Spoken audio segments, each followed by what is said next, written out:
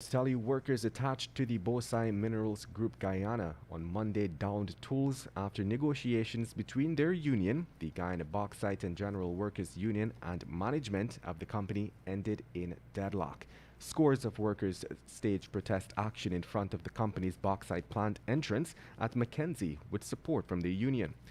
Mr. Whitney Graham, the union representative for the workers rather, told Kaieteur that workers are calling for nothing less than an 8% increase.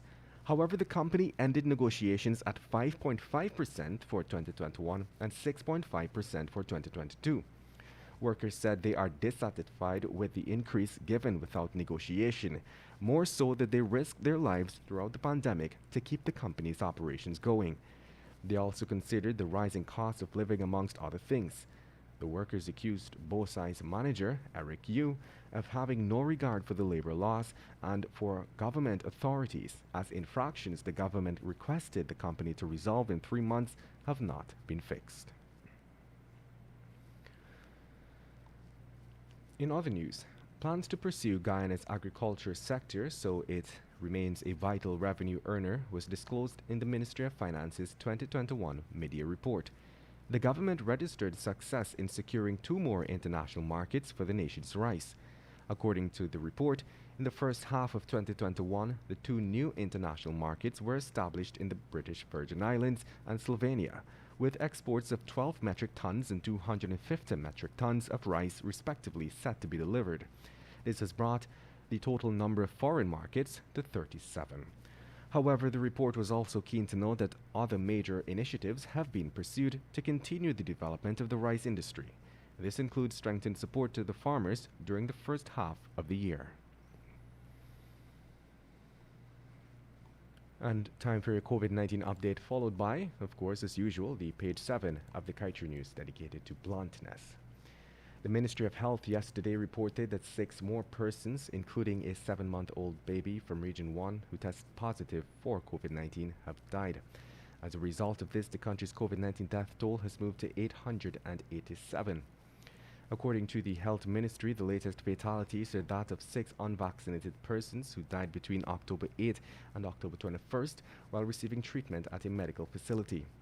Meanwhile, the ministry recorded 74 new cases, taking the total number of confirmed cases to 34,800.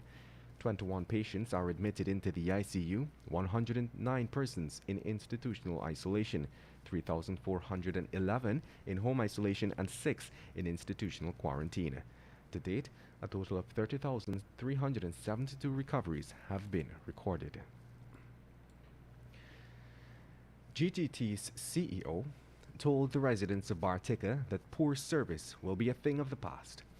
We will see and we will know. We will hold him to that commitment. Now, we wonder what the same CEO will tell Georgetown and other residents about unstable service outside of Bartica. Tell us that will be a thing of the past as well, and we will hold him accountable.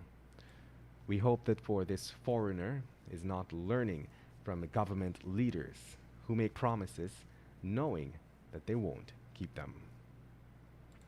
And with that, we've come to the end of today's News at Noon. I'm Kevin Smith. Thank you for listening. Want value for your advertising dollar? Then place your ads on Kaieteur Radio's newscasts. Streamed live on 6 different mediums, reaching hundreds of thousands. Advertise today and watch your dollar grow. Call us on 225-8465 or 226-8210 today. This is GHK Lal inviting you to join me weekdays from Monday to Friday on the National Outlook for commentary on a range of issues. Immediately after the 12 noon and 7 p.m. newscasts on Kaieteur Radio at 99.1 FM and 99.5 FM. Looking forward to you sharing in the conversation.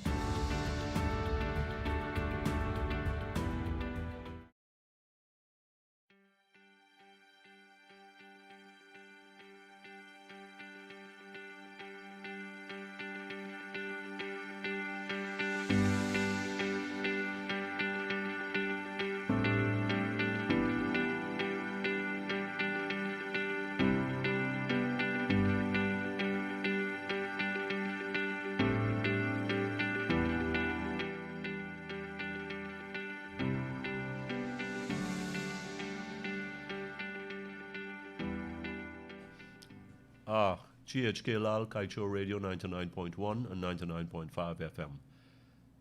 This is the National Outlook. We have made it to Friday, October 22nd. We've got one more Friday to go in this month, and then it's November, and you know what? I'm ready for Christmas. May God make it a good one. Here's this. Public Work Ministry signs 8 $1.5 billion contracts, totaling $1.5 billion in contracts for road works, I think most of it is. That's a huge number. That's a huge number. Billion after billion over the years in one government, coalition government, following the old PPP government, and particularly in this new PPP government, we've got these billions of dollars being spent on roads and other infrastructure. Billions are being spent like rice. We don't talk about millions anymore. We talk about hundreds of millions, but really when we're talking now, billions of dollars. A billion here, a billion there. These things are adding up. It's good if they're spent wisely and if they are spent for the purpose that is earmarked. Because when these billions are not spent in this manner, you know what happens?